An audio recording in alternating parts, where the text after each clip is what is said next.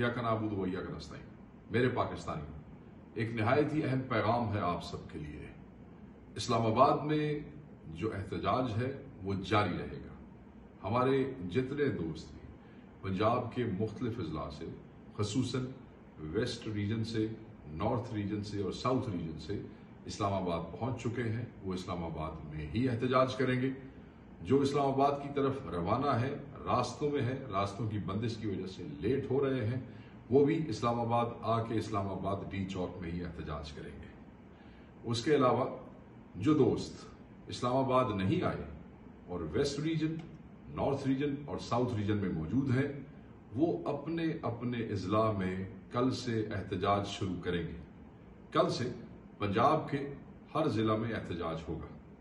लाहौर के एहतजाज के हवाले से मैं क्लैरिटी करना चाहता हूं कि लाहौर और इसके गिरदोनवा की आबादियां, इसके सबर्बन एरिया के इर्द गिर्द के अजला यानी कि सेंट्रल पंजाब, वो सब का सब जो है वो लाहौर मीनार पाकिस्तान के एहतजाज में शामिल होंगे।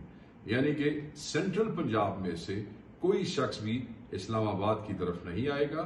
सेंट्रल पंजाब के तमाम दोस्त मीनार पाकिस्तान के एहतजाज में शामिल होंगे और ये आपको ताकीद की जाती है।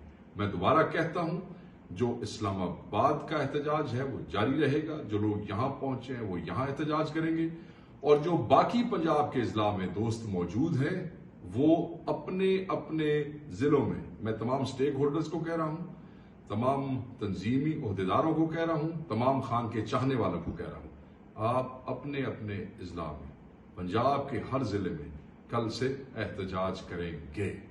और यही पैगाम है, ये अहम है, ये जरूरी है।